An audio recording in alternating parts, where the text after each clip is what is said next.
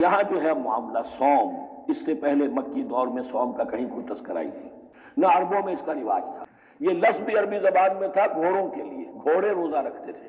رکھتے کیا تھے بیچارے؟ انہیں رکھوایا جاتا تھا، کیونکہ عربوں کا جو معاملہ تھا وہ لوٹ مار، غارت گری، اور اس کے لیے انہیں چاہیے تیز رفتار سواری، جاؤ حملہ کرو، لوٹو مارو اور بھاگو۔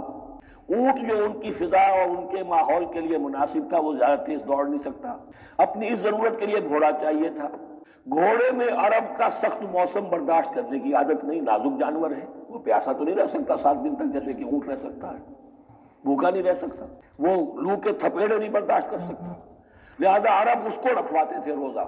کھانا پینا بند کیا اور اس کے جو ہے منہ کر کے کھڑے ہو گئے جب گرم تیز ہوا چل رہی ہے، خود تو اپنے آپ کو لپیٹ لیا اپنے گھٹنے میں، غترہ کہلاتا ہے وہ جو بھی کپڑا اوپر ہوتا ہے، اور وہ اس گھوڑے کو جو ہے وہ ساری آگ اس پر برس رہی ہے تاکہ اس میں عادت پیدا ہو جائے جھیلنے کی، برداشت کرنے کی۔ تو جنگ کے موقع پر کہیں یہ دغا نہ دے جائے، اگر یہ ہمت ہار گیا تو اس کا تو کیا کیا جائے گا، تو اصل میں سوار ہے جو مارا گیا۔ یہ روزہ ان کے ہاتھ تھا، لیکن جب حضور آئے مدینے میں تو یہاں یہود میں روزے کا رواج تھا۔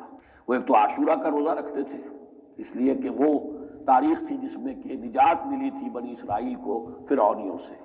پہلے یہ کہ ہر مہینے میں 3 روزے، اب اگر 30 کے 30 روزے ایک ہی مہینے میں فرض کر دیے گئے ہوتے اور وہ ہوتے جون جولائی کے تو جان نکل جاتی۔ بہترین تدبیر یہ کی گئی ہر مہینے میں، اور یہ موسم سارے آ رہے ہیں اس میں۔ پھر کچھ عرصے کے بعد یہ رمضان کا روزہ فرض کیا۔ پہلا جو روزہ تھا 3 دن کا، اس میں یہ بھی تھی اجازت کہ جو اگر مسافر نہیں ہے، بیمار بھی نہیں ہے، طاقت رکھتا ہے روزہ رکھنے کی، پھر بھی روزہ نہ رکھے تو اس کا فدیہ یہ ہے کہ 1 مسکین کو کھانا کھلائے۔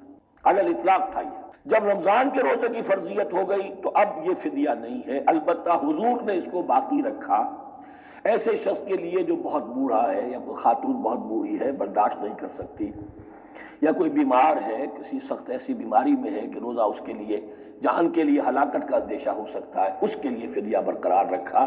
عام طور پر صحت مند شخص جو مسافر بھی نہ ہو اس کے لیے یہ رعایت ختم ہو گئی۔ یہ ہے ان آیات کی تعبیر جس پر میں پہنچا ہوں، اور بہت پہلے پہنچ گیا تھا، لیکن چونکہ اکثر مفسرین نے یہ بات نہیں لکھی ہے تو میں جھجکتا رہا، لیکن بعد میں مجھے معلوم ہوا کہ مولانا انور شاہ کاشمیری رحمۃ اللہ علیہ کی رائے یہی ہے، تو مجھے اعتماد ہو گیا، اور پھر مجھے اس کا ذکر جو ہے یہ تفسیر کبیر میں امام راضی کے ہاں بھی مل گیا کہ متقدمین کے ہاں یہ رائے موجود تھی کہ پہلی 2 آیتیں جو ہیں اس روزے سے متعلق، یہ رمضان کے روزے سے متعلق نہیں ہیں، بلکہ وہ 3 ہر مہینے کی 13، 14 اور 15 ایام 20 کے روزے حضور نے بعد بھی رکھے ہیں نفلاً، لیکن شروع میں یہ 3 روزے رکھنے کا حکم دیا گیا تھا۔ پہلی 2 آیتیں اس 6 آیتوں پر مشتمل رکوع، اور یہ ایک عجیب مقام ہے۔ قرآن مجید کے احکام بہت دفعہ ہے، نماز کے احکام قرآن میں بہت دفعہ ہیں، کہیں وضو کا ہے، کہیں تیمم کا ہے، کہیں اور نماز خوف کا ہے، مختلف جگہوں پر، لیکن صوم کی عبادت پر یہ 6 آیات کامل ہیں، مکمل ہیں، اس کی حکمت، اس کی غرض و غایت، اس کے احکام سب کے سب اس میں آ گئے۔ اب پہلی 2 آیتیں کون سی ہیں؟ یا ایھا الذین آمنوا کتب علیکم الصیام کما کتب علی الذین من قبلکم لعلکم تتقون، اے ایمان والو تم پر بھی فرض کیا گیا روزہ رکھنا جیسے کہ فرض کیا گیا تھا تم سے پہلوں پر، تاکہ تمہارے اندر تقویٰ پیدا ہو جائے۔ وہ جنگ کے لیے کرواتے تھے گھوڑوں کو تیار، تمہیں تقویٰ کے لیے اپنے آپ کو تیار کرنا ہے، بھوک کو قابو میں رکھ سکو، شہوت کو قابو میں رکھ سکو، پیاس کو برداشت کر سکو۔ اللہ کی راہ میں جنگ کے لیے تمہیں نکلنا ہوگا، اس میں بھوک بھی آئے گی، پیاس بھی آئے گی، اپنے آپ کو تیار کرو جہاد کے لیے۔ اور یہ بات واضح ہو جائے گی، اگلے رکوع سے قتال کی بحث شروع ہو جائے گی۔ روزے کی یہ گفتگو ہو رہی ہے تمہیداً قتال کے لیے، جیسے گھوڑوں کو تیار کیا جاتا تھا، صوم رکھوایا جاتا تھا قتال کے لیے۔ ایام معدودات، گنتی کے چند دن ہیں، یہ گویا کہ ثبوت ہے اس کا کہ یہ 2-3 دن سے زیادہ، معدود جو ہے وہ عربی زبان میں 9 سے زیادہ نہیں ہو سکتا۔ معدودہ جب آئے گا، ایام معدودات، یہ جمع جو ہے جمع قلت کہلاتی ہے۔ معدودات، معدودہ بڑی سے بڑی رقم ہو سکتی ہے، لیکن معدودات جمع قلت ہے۔ گنتی کے چند روز ہیں۔ فمن کان منکم مریضا، ان میں بھی یہ رعایت ہے کہ جو تم میں سے بیمار ہو، او علی سفر، یا سفر پر ہو، فعدۃ من ایام اخر، تو وہ تعداد پوری کر لے دوسرے دنوں میں۔ وَعَلَى الَّذِينَ يُطِيقُونَهُ، اور جو اس کی طاقت رکھتے ہوں، فِدْيَةٌ طَعَامُ مسکین، وہ فدیہ دیں ایک مسکین کا کھانا کھلانا۔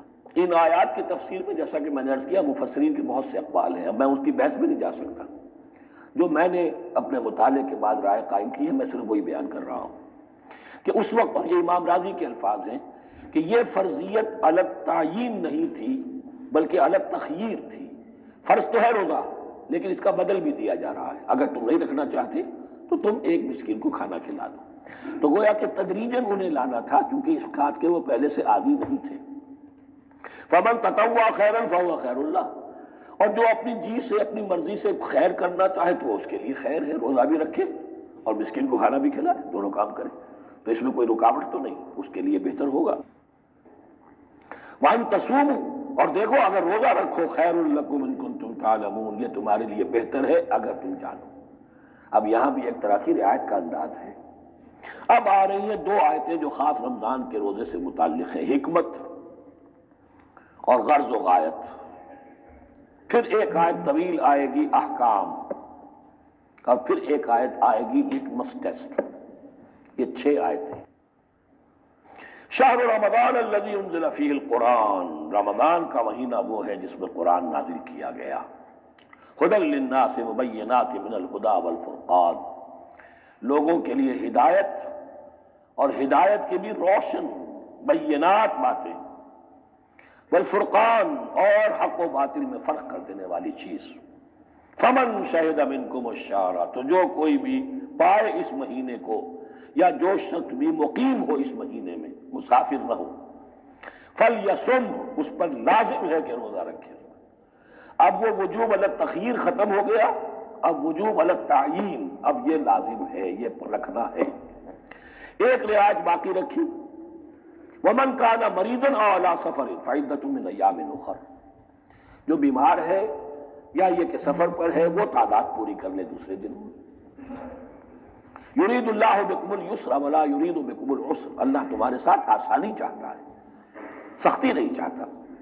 یہ لوگ اپنے اوپر سختیاں جھیلتے ہیں، شدید جو ہے سفر کے اندر بھی روزہ رکھے ہوئے، حالانکہ یہاں اجازت دی ہوئی ہے۔ یہ بلکہ حضور نے ایک مرتبہ ایک سفر میں کافی سرزنش کی، کچھ ایک جہاد اور قتال پہ نکلے تھے، لیکن کچھ لوگوں نے اس سفر میں بھی روزہ رکھ لیا۔ نتیجہ یہ ہوا کہ سفر کے بعد جہاں منزل میں اب جا کر خیمے لگانے تھے وہ نڈھال ہو کر گر گئے، جن لوگوں کا روزہ نہیں تھا انہوں نے پھر وہ خیمے لگائے، منزل کا کام کیا۔ تو حضور نے فرمایا کہ لیس من البر الصیام فی السفر، روزے رمضان اس میں سفر میں روزہ رکھنا کوئی نیکی کا کام نہیں ہے۔ لیکن ہمارا تصور اور ہے، 105 بخار چڑھا ہوا ہے، روزہ نہیں چھوڑوں گا میں، روزہ تو میں نے رکھا ہوا ہے، یا روزہ تو میں نہیں چھوڑوں گا۔ حالانکہ جہاں رعایت اللہ کی ہے اس رعایت سے فائدہ نہ اٹھانا ایک طرح کا کفران نعمت ہے۔ وَلِتُكْمِلُوا الْعِدَّةَ، لیکن تمہیں عدت اور تعداد اب پوری کرنی ہوگی۔ وہ جو تھی ایک رعایت کہ فدیہ دے کر فارغ ہو جاؤ، وہ نہیں ہے۔ وَلِتُكَبِّرُوا اللَّهَ عَلَىٰ مَا هَدَاكُمْ، اور تاکہ تم تکبیر کرو اللہ کی اس پر کہ جو اس نے ہدایت تمہیں عطا فرمائی۔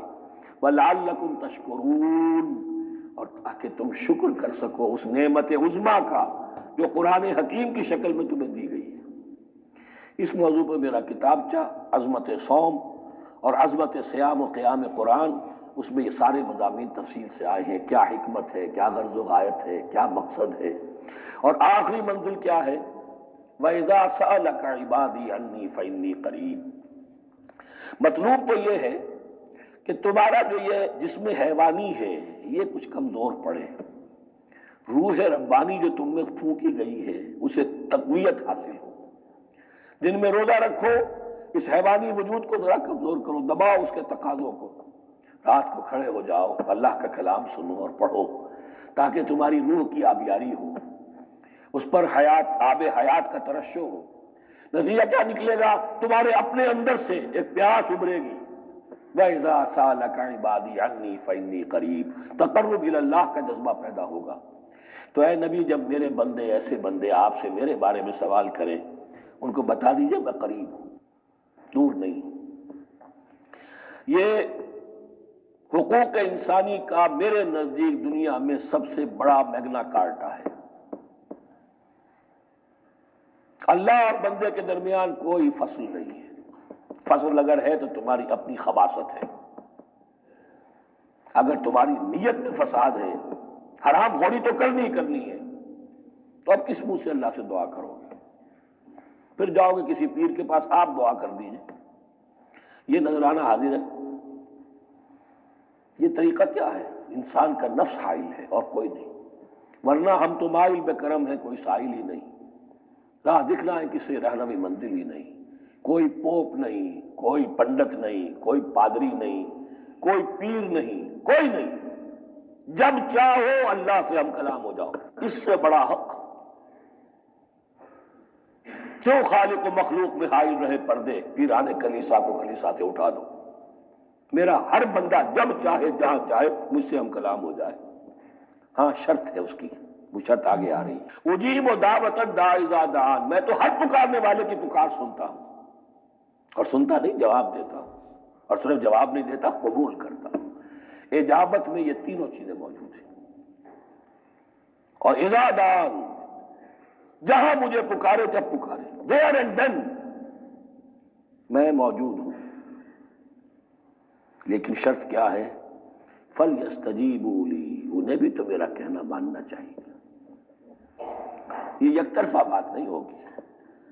فَاذْكُرُونِي أَذْكُرْكُمْ، تم مجھے یاد رکھو گے تو میں تمہیں یاد رکھوں گا، یہ دو طرفہ معاملہ ہے، تم شکر کرو گے میں تمہاری قدردانی کروں گا، تم میری طرف چل کر آؤ گے میں بھاگ کر آؤں گا، تم بارش برآؤ گے میں ہاتھ بڑھاؤں گا، لیکن تم رخ موڑ لو گے ہم بھی رخ موڑ لیں گے، ہماری تو غرض نہیں ہے، غرض ہے تو تمہاری، تم رجوع کرو گے ہم بھی رجوع کر لیں گے، تم توبہ کرو گے ہم اپنی نظر کرم پھر تمہاری طرف متوجہ کر دیں گے، لیکن ہر چیز ان تنصر اللہ ینصرکم، اللہ کی مدد کرو گے تو اللہ تمہاری مدد کرے گا۔ تمہاری دوستیاں ہو، پینگے بڑھا رہے ہو اللہ کے دشمنوں کے ساتھ، ساز باز ہو اللہ کے دشمنوں کے ساتھ، اور کھڑے ہو جاؤ قنوت نازلہ میں اللہ سے مدد مانگنے کے لیے، تم سے بڑا بے وقوف کون ہوگا؟ پہلے اللہ کی طرف رخ تو کرو، اللہ سے اپنا معاملہ درست کرو۔ ہاں اس میں کوئی یہ شرط نہیں ہے کہ پہلے ولی کامل اس وقت توبہ کرو خلوص نیت سے اور سارے پردے ہٹ جائیں گے، لیکن خلوص نیت کے ساتھ توبہ۔ وَإِذَا سَأَلَكَ عِبَادِي عَنِّي فَإِنِّي قَرِيبٌ أُجِيبُ دَعْوَةَ الدَّاعِ إِذَا دَعَانِ فَلْيَسْتَجِيبُوا لِي وَلْيُؤْمِنُوا بِي لَعَلَّهُمْ يَرْشُدُونَ أُحِلَّ لَكُمْ لَيْلَةَ الصِّيَامِ الرَّفَثُ إِلَىٰ نِسَائِكُمْ۔ اب یہ ہے احکام کی آیت، بڑی طویل ہے، کیونکہ یہود کے ہاں شریعت میں روزہ جو ہے شروع ہو جاتا تھا شام کو ہی، اور رات بھی روزے میں شامل تھی، تو تعلق زن و شو بھی نہیں ہو سکتا، اور کوئی سحری وحری کا تصور نہیں تھا، جیسے ہی سوئے رات شروع روزہ شروع، اب اگلے دن تک غروب آفتاب تک روزہ رہے گا۔ ہمارے ہاں روزے میں نرمی کی گئی ہے، ایک تو یہ کہ رات کو اس سے خارج کر دیا، روزہ دن کا ہے، اور رات کے وقت تعلق زن و شو بھی ہے، کھانا پینا بھی ہے، جو پابندیاں روزے کی ہیں وہ سب اٹھ گئی، لیکن ہو یہ رہا تھا کہ لوگ سمجھ رہے تھے کہ شاید وہی جو احکام ہیں یہود کے ہاں شاید وہی ہمارے ہاں بھی ہے، اس لیے وہ ایسا بھی ہوتا تھا اپنے جذبات میں بیویوں سے مقاربت کرتے تھے، لیکن دل میں سمجھتے تھے کہ ہم نے غلط کام کیا ہے۔ یہاں اب ان کو اطمینان دلایا جا رہا کہ نہیں، احل لکم لیلۃ الصیام الرفث الی نسائکم، حلال کر دیا گیا ہے تمہارے لیے روزے کی راتوں میں اپنی بیویوں کے پاس جانا، ہن لباس لکم وانتم لباس لہن، وہ پوشاک ہے تمہارے لیے تم پوشاک ہو ان کے لیے، بڑا بلیغ کنایا ہے یہ، جیسے لباس میں اور جسم میں کوئی پردہ نہیں ہے، لباس ہی تو پردہ ہے، لباس میں اور جسم میں تو کوئی پردہ نہیں، ایسے ہی بیوی میں اور شوہر میں کوئی پردہ نہیں، ہن لباس لکم وانتم لباس لہن۔ ویسے بھی انسان کے اخلاق کی حفاظت کرنے والی، مرد کے اخلاق کی حفاظت کرنے والی بیوی ہے، بیوی کے اخلاق کی حفاظت کرنے والا مرد ہے۔ وہ مجھے اقبال کا شعر یاد آ رہا تھا، تعلیم نئی ہو کہ پرانی، نسوانیت زن کا نگہباں ہے فقط مرد، نہ پردہ نہ تعلیم نئی ہو کہ پرانی، نسوانیت زن کا نگہباں ہے فقط مرد۔ بہرحال ایک دونوں کے لیے وہ ایک ضرورت بھی ہے، ان کی پردہ پوشی بھی کرتے ہیں ایک دوسرے کی، اور اس طریقے سے لباس کی جو ہے اس میں کنایا کیا گیا۔ علم اللہ انکم کنتم تختانون انفسکم، اللہ کے علم میں ہے کہ تم اپنے آپ کے ساتھ خیانت کر رہے تھے، ایک کام کر رہے تھے جو گناہ نہیں ہے لیکن تم سمجھتے تھے گناہ ہے، تو اپنے آپ سے خیانت ہو گئی کہ نہیں؟ اصلاً وہ گناہ نہیں تھا لیکن تمہارے علم میں نہیں تھا، لیکن تم یہ سمجھتے ہوئے بھی کہ یہ ممنوع ہے اس کا ارتکاب کر رہے تھے۔ علم اللہ انکم کنتم تختانون انفسکم فتاب علیکم، تو اللہ نے تم پر نظر رحمت فرمائی، وعفا عنکم، اور بخش دیا، معاف کر دیا، جو بھی خطائیں ہو گئی ہیں وہ سب کے سب معاف سمجھو۔ فالآن باشروہن، اب ان کے ساتھ جو بھی تعلق ضرور شے ہے وہ قائم کرو، وابتغوا ما کتب اللہ لکم، اور تلاش کرو، حاصل کرو جو کچھ اللہ نے تمہارے لیے لکھ دیا ہے۔ کیا لکھ دیا؟ ایک تو اولاد، تعلق ضرور شو میں، اور ایک سکون ہے کہ جو اللہ تعالیٰ نے اس میں رکھا ہے، لِتَسْكُنُوا إِلَيْهَا، قرآن مجید میں یہ الفاظ آئے، ایک تسکین ہے، سکون ہے، اعصاب کا تناؤ جو ہے وہ اس کے بعد جو ہے اس کے اندر ایک سکون کی کیفیت پیدا ہو جاتی ہے۔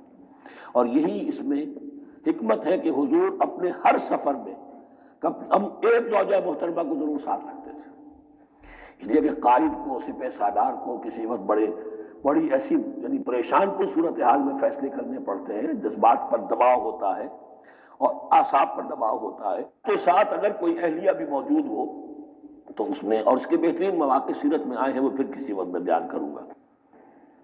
وَابْتَغُوا مَا كَتَبَ اللَّهُ لَكُمْ وَكُلُوا وَاشْرَبُوا حَتَّى يَتَبَيَّنَ لَكُمُ الْخَيْطُ الْأَبْيَضُ مِنَ الْخَيْطِ الْأَسْوَدِ مِنَ الْفَجْرِ، اور کھاؤ اور پیو یہاں تک کہ واضح ہو جائے تمہارے لیے سفید دھاری فجر کی سیاہ دھاری سے، یعنی یہ پاؤں پھٹنے کے لیے استعارہ ہے کہ جب سفیدہ نمایاں ہوتا ہے ایک لکیر کی طرح، پاؤں پھٹ گئی، اس وقت تک کھانے پینے کی چھوٹ ہے، سحری جو ہے آپ کر سکتے ہیں، بلکہ کلو واشربو، کھاؤ اور پیو، اور اس کی حدیث میں تاکید آئی ہے، اور یہ بھی فرمایا ہمارے اور یہود کے روزے کے مابین سحری جو ہے وہ فرق ہے، تسحروا فإن فی السحور برکہ، سحری ضرور کیا کرو اس لیے کہ سحری میں برکت ہے۔ ثم اتموا الصیام الی اللیل، پھر رات تک روزے کو پورا کرو۔ اب رات تک میں اکثر فقہا کے نزدیک غروب آفتاب مراد ہے، اہل تشیع اس سے ذرا آگے جاتے ہیں کہ رات کا لفظ آیا ہے تو ذرا اور غروب آفتاب پر چند منٹ گزر جائے، لیکن ہمارے اہل سنت کے ہاں غروب آفتاب جو ہے وہی گویا کہ یہ اس کی غایت ہے۔ وَلَا تُبَاشِرُوهُنَّ وَأَنْتُمْ عَاكِفُونَ فِي الْمَسَاجِدِ، لیکن یہ رعایت جو تمہیں دی جا رہی ہے اس میں ایک استثناء ہے، جب تم معتکف ہو مسجدوں میں تو پھر اپنی بیویوں سے کوئی تعلق قائم نہ کرو۔ وَلَا تُبَاشِرُوهُنَّ، مت ان سے مباشرت کرو، وَأَنْتُمْ عَاكِفُونَ فِي الْمَسَاجِدِ، جبکہ تم مسجدوں میں اعتکاف میں ہو، آخری عشرے میں جو اعتکاف ہوتا ہے۔ تِلْكَ حُدُودُ اللَّهِ فَلَا تَقْرَبُوهَا، یہ اللہ کی حدود ہے، ان کے قریب مت جاؤ۔ بعض جگہ پر آتا ہے فلا تعتدوها، ان حدود کو عبور نہ کرو، ان سے تجاوز نہ کرو۔ تو حرام تو یہی شے ہوگی کہ حدود سے تجاوز کیا جائے، لیکن احتیاط اس میں ہے to keep at a safe distance, ذرا دور رہو، آخری حد تک چلے جاؤ گے تو اندیشہ ہے کہ کہیں اس حد کو کراس نہ کر جاؤ۔ فلا تقربوها، اللہ کے حدود سے ذرا ایک سیف ڈسٹینس کے اوپر رہنا ضروری ہے۔ كذلك يبين الله آياته للناس، اسی طرح اللہ تعالیٰ واضح کرتا ہے اپنی نشانیاں لوگوں کے لیے، لعلهم يتقون، تاکہ وہ تقوی کی روش اختیار کر سکے، بچ سکے۔ اب وہ لٹمس ٹیسٹ والی آیت آ گئی، تقوی کا ٹیسٹ کیا ہے؟ روزہ اس لیے فرض کیا کہ تقوی پیدا ہو جائے، یہ سارے احکام تمہیں دیے جا رہے ہیں تاکہ تمہیں تقوی پیدا ہو جائے، ٹیسٹ کیا ہے؟ تقوی کا لٹمس ٹیسٹ عقل حلال، یہ نہیں ہے کوئی نیکی۔ وَلَا تَأْكُلُوا أَمْوَالَكُمْ بَيْنَكُمْ بِالْبَاطِلِ، اپنے مال آپس میں باطل طریقوں سے ہڑپ نہ کرو۔ فَتُدْلُوا بِهَا إِلَى الْحُكَّامِ، اور اپنے مال کو ذریعہ نہ بناؤ حکام تک پہنچنے کا، لِتَأْكُلُوا فَرِيقًا مِنْ أَمْوَالِ النَّاسِ بِالْإِثْمِ، تاکہ تم لوگوں کے مال کو ہڑپ کر سکو گناہ کے ساتھ، وَأَنْتُمْ تَعْلَمُونَ، اور تم اس کو جانتے بوجھتے کر رہے ہو۔ جو شخص اس معیار سے تو اس سے باز آ گیا وہ ہے متقی، یہ لسٹ میں ٹیسٹ ہے، ورنہ نمازوں کی تعداد، روزوں کی تعداد اور حرام کھانا تو تقویٰ نہیں۔ یہ میں حیران ہوتا ہوں کہ اب اس پر کبھی غور نہیں کیا ہے لوگوں نے کہ یہ آیت کہاں سے آ گئی درمیان میں؟ روزے کے احکام اور اس کے بعد قتال کے احکام بھی شروع ہوں گے، حج کے احکام شروع ہوں گے، یہ بیچ میں آیت۔ واقعہ یہ ہے کہ جیسے روزے کی حکمت کا نقطہ عروج کیا ہے، وَإِذَا سَأَلَكَ عِبَادِي عَنِّي فَإِنِّي قَرِيبٌ، روح انسانی میں ایک طلب پیدا ہو جائے تقرب اللہ کی۔ اسی طرح احکام صوم میں جو کلائمیکس ہے وہ یہ ہے، وَلَا تَأْكُلُوا أَمْوَالَكُمْ بَيْنَكُمْ بِالْبَاطِلِ وَتُدْلُوا بِهَا إِلَى الْحُكَّامِ لِتَأْكُلُوا فَرِيقًا مِّنْ أَمْوَالِ النَّاسِ بِالْإِثْمِ وَأَنْتُمْ تَعْلَمُونَ يَسْأَلُونَكَ عَنِ الْأَهِلَّةِ، اے نبی آپ سے پوچھ رہے ہیں چاند کی گھٹتی بڑھتی صورتوں کے بارے میں۔ قُلْ هِيَ مَوَاقِيتُ لِلنَّاسِ وَالْحَجِّ، کہہ دیجئے یہ لوگوں کے لیے ایک اوقات کا تعین ہے، کیلنڈر ہے، اور حج کے لیے۔ اب دیکھو آپ کو معلوم ہے کہ یہ اللہ تعالیٰ نے ایک کیلنڈر لٹکا دیا ہے، معلوم ہو گیا یہ چاند پہلی تاریخ ہو گئی، کچھ دنوں کے بعد آپ نے دیکھا معلوم ہوتا ہے کہ اب ایک ہفتہ گزر گیا ہے، آدھا چاند ہو گیا ہے، 2 ہفتے ہو گئے، پورا چاند ہو گیا ہے، پھر نے گھٹنا شروع کیا۔ تو یہ گویا کہ لوگوں کے لیے اوقات کار کی تعین کے لیے، اور خاص طور پر سب سے اہم شے حج۔ اور یہ نوٹ کیجئے، صوم کے بعد حج، اور حج کے ساتھ قتال۔ حج وہ عبادت ہے جو ایک خاص جگہ پر ہو سکتی ہے، نماز ہر جگہ ہو سکتی ہے، روزہ ہر جگہ ہو سکتا ہے، عبادت اور ہر جگہ ہو سکتی ہے، اور زکوٰۃ ہر جگہ دی جا سکتی ہے، حج تو وہی ہوگا۔